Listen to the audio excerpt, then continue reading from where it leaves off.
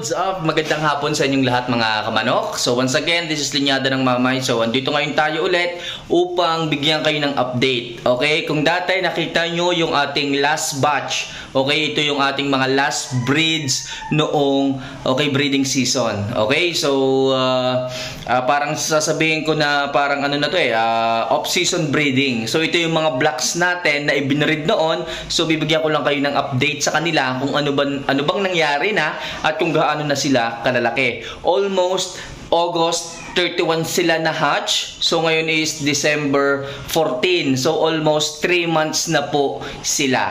So ngayon ating pag-uusapan kung ano ba yung aking ibinibigay na pagkain sa kanila, at syempre i-update ko na rin kayo kung ano na ang kanilang status ngayon. So ano pang hinihintay natin mga kamanok? Puntahan na natin at bigyan na natin sila ng pagkain.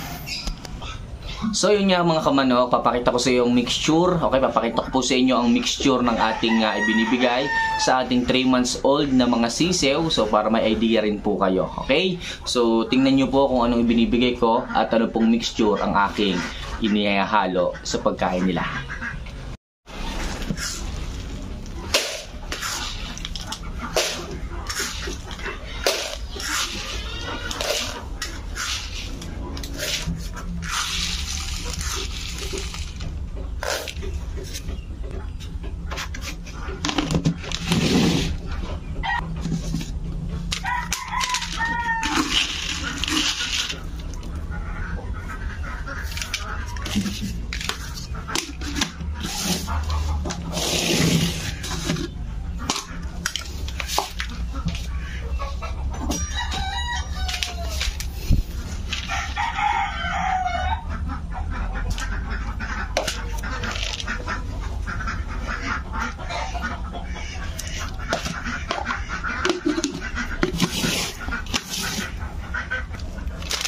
So mga kamanok, dahil po nag-uulan dito nung isang araw, so pa 3 days na po itong aking pagbibigay ng Ambroxetil Max sa kanila.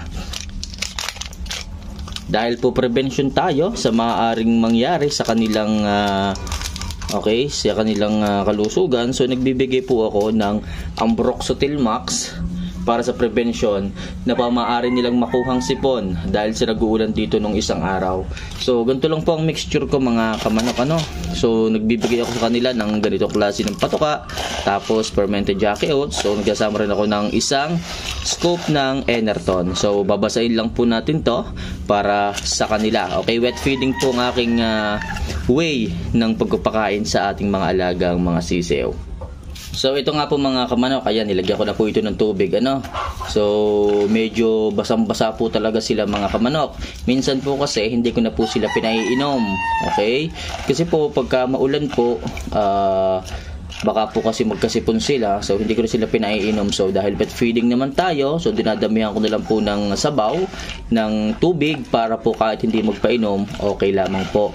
At the same thing, yung moisture po ng ating mga alagang mga sisew is makuha po kaagad nila. Kahit po hindi tayo magpainom, is meron na pong tubig sa kanilang tiyan. Okay, meron na pong moisture sa kanilang katawan. Kaya po ang bilis tumaba, ang bilis gumanda, ang bilis bumuka ng kanilang katawan dahil po sa ganitong klase ng setup. Pero mga kamanok, yung pagbibigay ko po ng antibiotic sa kanila is 3 days consecutive. Ibig sabihin, 3 araw po na sunod-sunod. After nun, bukas po, vitamins na po ulit kasi po okay na po yung kanilang pakiramdam. So prevention lang po yung ibinibigay ko sa kanila na antibiotic para po hindi sila magkasipon. Okay? So halu-haluin lang po natin ng kaunting oras pa para talagang malambot na malambot po ang mixture na ito. Okay? So sa measurement naman, gumagamit po ako ng takalan. So ibinibigay ko po sa kanila is isang puno po dito. Sa ating mga tandang, isang puno rin po dito. Tapos sa ating mga 3 months old, isang puno rin po dito. Bakit po? Alam niyo mga kamanok, ang ating pong mga alagang mga sisew, mabilis po ang kanilang panunaw. Okay? Habang nagkakaroon po ng edad ang ating mga alagang mga manok, bumabagal po o pabagal na po yung kanilang panunaw. Kaya po kahit maliit pa po sila, 3 months old, okay lang po na medyo damihan natin. Pero take note, kailangan nyo rin pong tingnan kung nauubos pa rin ba ng inyong mga 3 months old yung inyong ibinibigay. Hindi naman po pwede na porket mabilis ang kanilang panunaw, sobrang dami talaga. Yung tipong nauubos lang talaga nila, yung mabilis sa tunawin, kailangan pagdating ng hapon, gutom na ulit po sila. Okay, so mga kamanok, pang hinihintay natin, okay na po ito. Bigay na po natin sa ating mga alagang mga itim, mga blacks. Let's go!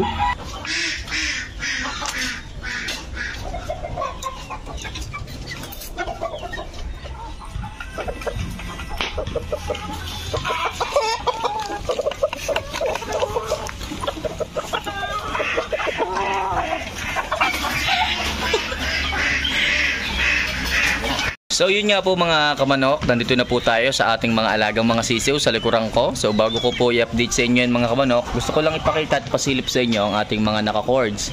Ayan po sila. Medyo marami-rami din po sila. At malalaki-laki na rin po sila. So yun nga mga kamanok, magbibigay nga tayo ng pagkain sa kanila. At ito nga po yung mixture ng pagkain na ating ibibigay sa kanila. So yan po ang ating mga 3 months old. Mamaya papakita ko sa inyo ng mas malapit. Papapatukain ko lang po ang ating mga alaga.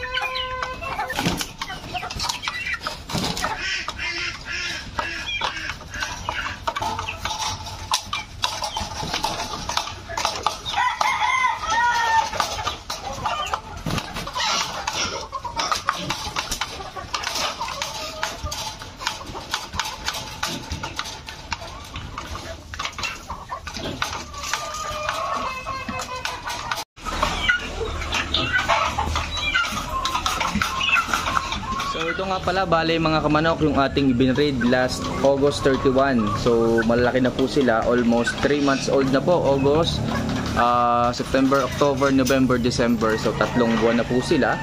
So makikita nyo healthy po. Hindi po sila nagkasakit ha. Makikita nyo naman po talagang healthy sila oh. Okay, makikita nyo kanilang mga mukha. Ganda. Tapos yung kanilang mga paa, black feet. So mga kamanok, ang nanay po nila is blacks, okay, then yung tatay nila is Melsim blacks, kaya po talagang purong itim po yung ating napalabas ng mga sisiw. Okay, ito po yung ating isa, yan makikita nyo, ganda oh. Ayan, so nagbigay tayo ngayon ng prevention dahil po umulan dito nung napakalakas nung isang araw. So patatlong araw na po itong pagbibigay ko ng prevention and talagang epektibo po talaga. Okay, so napakaganda po, hindi po nagkakasakit at maayos na maayos. So ito po ay straight comb. Maliit pa lang po pero straight comb po ito mga kamanok. Alright, so next, papakita ko rin sa inyo yung iba pa para makita nyo rin lahat ng ating ibinread. So next, ito naman yung ating isa pang na breed. Kapatid po ito ha. Kamukha po talaga, kala nyo isa pero kapatid po ito. Iba po itong sisiw na to. Almost 3 months old din po ito. Yan makikita nyo, ang ganda po oh. Ayos na ayos.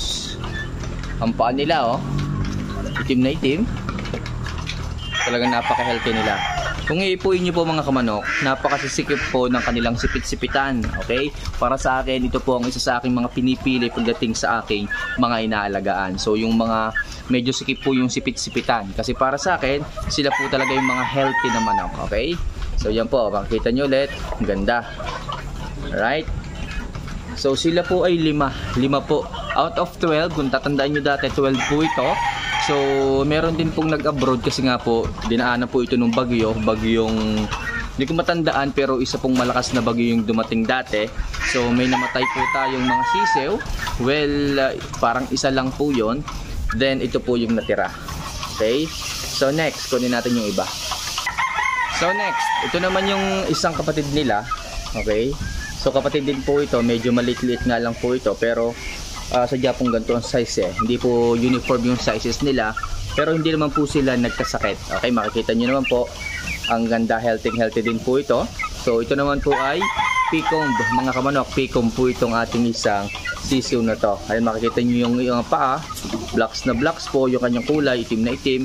Hindi ko nga alam parang medyo nag-i-spangle to Makikita nyo dito sa kanyang likuran, parang may mga dot. Hindi ko alam sa mga dulo ng kanilang mga balahibo, parang may mga puti-puti. So parang nag-i-spangle. Pero hindi ko po alam kung magbabago pa po ito ng balahibo. Pero sa ngayon, ang sinisigurado ko sa inyo, sila po ay Melsims Black. Straight breed po ng Melsims Black. Alright? So, Melsim ang nanay, Melsim din po ang tatay. Yan, makikita nyo, ang ganda Ayan, heavy bone po ito Magaganda po yung kanilang mga buto. So, ibig sabihin, healthy po talaga sila. Alright? So, yan lang mga kamanok ang aking i-update sa inyo. So, ganito na po silang kalalaki. So, after a month pa, siguro mga 2 months or 3 months pa, makikitaan nyo na po ito talaga ng kanilang kisig at kanilang ganda kapag sila is nasa cording na. Alright? So, yung iba nating mga biniri dyan, ayan nandyan yung ating mga sweaters, nandyan ang ating mga Melsims Black din. Mga pakita ko po sa inyo mga kamanok yung Melsims Black natin na kapatid nito sa kanyang tatay. So nandyan din po yung ating mga domes. Ayan, may mga domes din po tayo dyan. Yun po ang mga domes. Tapos sa dulo may mga sweaters din po tayo. So paano mga kamanok, yun lang muna ang i-update ko sa inyo. Sana ay nag-enjoy kayo at sana ay nasiyahan kayo sa ating munting videos.